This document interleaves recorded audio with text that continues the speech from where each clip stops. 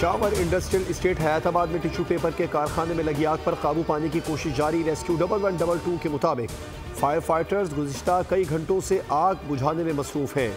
60 से ज़्यादा एहलकार आग बुझा रहे हैं। मुतादिद फायर फाइटर्स की हालत गैर हो गई। पाक फज़ाए के फायर फाइटर्स सिविल इंतजामियों को इमदादी कार्रवाइयों में पूरी मदद फराहम करने में पेश हैं।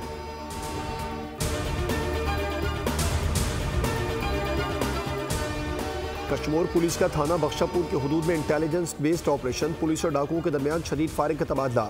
डाकू मुगवी को छोड़कर फरार। कार्रवाई के नतीजे में 24 रोज कबल अगवा होने वाला नौजवान अब्दुल गफ्फार बाजियाब। गैंग की गिरफ्तारी के लिए सर्च ऑपरेशन जारी।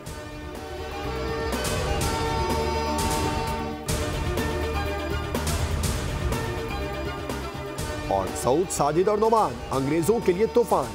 पाकिस्तान ने इंग्लैंड का घमंड तोड़ दिया।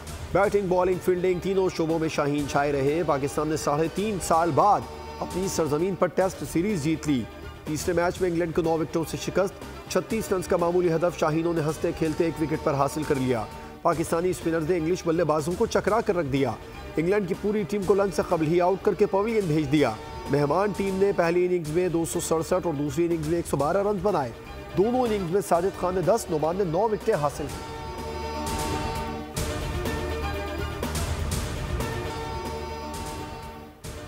इसराइल का अमेरिकी मुशावरत से ईरान पर हमला। तेहरान और करीबी शहर करज से मुतादिद धमाके हुए। इसराइल ने इराक के शहर तकरियत को भी निशाना बनाया। पासदारान इनकलाब के हेडक्वार्टर से करीब मिसाइल गिरे।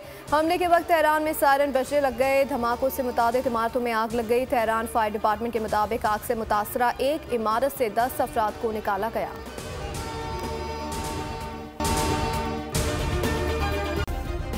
सब्सक्राइब करें और बेल दबाएं ताकि कोई खबर रह न जाए।